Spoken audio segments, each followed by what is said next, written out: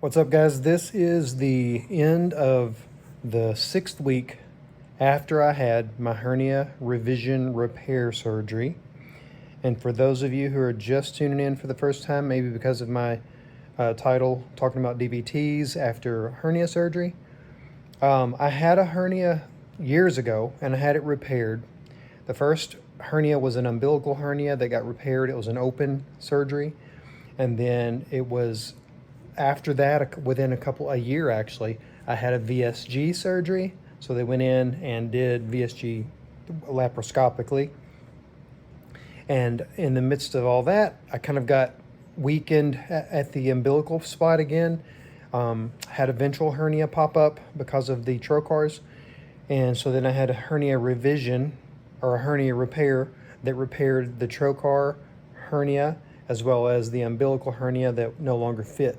The mesh was mismatched sized. And so that was years ago. And just this October 25th of this year, 2024, I had a revision to fix even that which had started to become defective. For many reasons. I think that if you look back on my channel, you can see where it started to go bad and I explained why it went bad. So that fast forwards us to now, where I had the repair, I came home, I had a lot of complications. My prior videos show that, so see those videos for details on that. I'm at the point now where I'm in the 6th week. I'm still wearing the small, I got a smaller binder. I'll show you this. I'm sitting down on my chair here. This is a much smaller binder than I had before. It's like not as long. I had this a long time ago and didn't realize it. And I'm glad that I did, because I have like 4 binders tucked away all over the place, because you never know when, your stomach's gonna hurt. So anyways, I came home, I'm on a smaller binder. The actual repair, I think, is doing very well. I haven't had anything that's pulling it, but this video is gonna talk about, I developed a clot in my calf, and this was easily within the first and a half week of being home. Because when I got home, I couldn't sleep in the bed and I had to sleep right here where I'm sitting. I would recline this thing all the way back and just sleep like this, but I'll flip this around. You'll see this was where my calves were. You see, look, notice where my calf is approximately, and this here is a very hard bar. You can see that as I push my foot into the outline. It's very, very hard. And apparently that bar pressed on my calves enough to cause me to have blood clot. I believe it was in both, honestly. Because I was off work the first week after the hernia went bad. I came home on a Tuesday, and I want to say by Wednesday and Thursday, my calves were sore. And then I went to see the doctor, and the doctor, I told him about that, and he said, let's get it scanned, and yes, I had a clot. So what I would say is, I've got some tips for you if you've come home from, or you're about to have your hernia surgery, really probably any major surgery.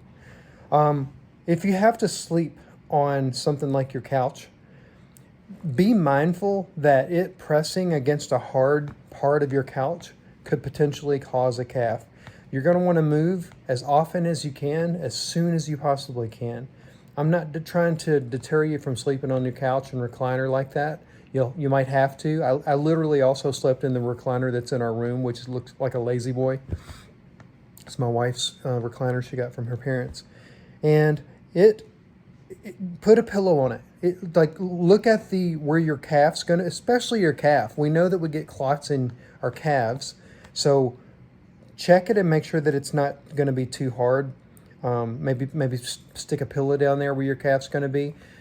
Get up out of your chair, your bed, whatever it is that wherever you're laying down, get up as often as you can and walk to get your circulation going. You should be walking post hernia surgery anyways. I walked as often as I could, even in the hospital whenever I was having all the blood issues related to the surgery. But you need to walk and get yourself moving as much as possible. I started looking into DVTs and what caused them, and it's really just being still and having pressure against like whenever you sit in a plane trips can cause DVTs because your calf and your butt are just pressed against the seat for so long, especially if it's intercontinental. Car rides, 8-hour car rides can cause them. And so if you already are a person who has maybe a blood issue, this is especially important. And I've had a heart attack, 2 years ago. There's a lot of that on my channel too. And I already have basically, I guess, a propensity to cause clots. So I try to change my life, eat more healthy and things like that allow me to, not have such a clot problem. But as far as your surgery for your hernia, just remember to get up, off the chair and don't just sit around for a long time. Another thing that you might want to think about is you could probably try compression socks. I did buy compression socks for our intercontinental trip when we went to Egypt, which is on this channel too, under vacations, and which was great. I loved it, highly recommend. But we wore those whenever we were on the plane, and maybe I should have worn them when I came home from surgery. So maybe, having some socks already and wearing them if you come home from surgery to off-put the chance you'll get a blood clot, that might help you. It could have helped me. I don't know. I didn't wear them. But I most definitely should have put something soft on this hard bar. I should have inspected that, should have thought about it. I wasn't told. You would think that maybe your surgeons would prep you with that by saying, hey, there's a chance you'll get a clot. I really need you to get up. Because they say to walk, and that's good information. But if they've said, hey, you really need to walk because you might develop a blood clot otherwise, and maybe they just don't want to scare us or whatever, but I feel like that information is a little more imperative than just a suggestion. It's actually an imperative.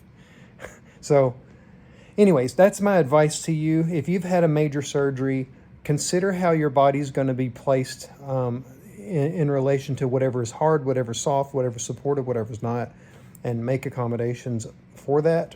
You might want to consider wearing compression socks. I'll inject a picture of the pair that I bought for the plane trip. So these are the socks that we bought. They are called physics gear, I guess. And they're very tight. Like it's kind of hard to put them on, but then maybe they'll save you the clot. So consider getting some. But try to keep those things in your mind, and hopefully you won't develop a blood clot after your surgery. Good luck.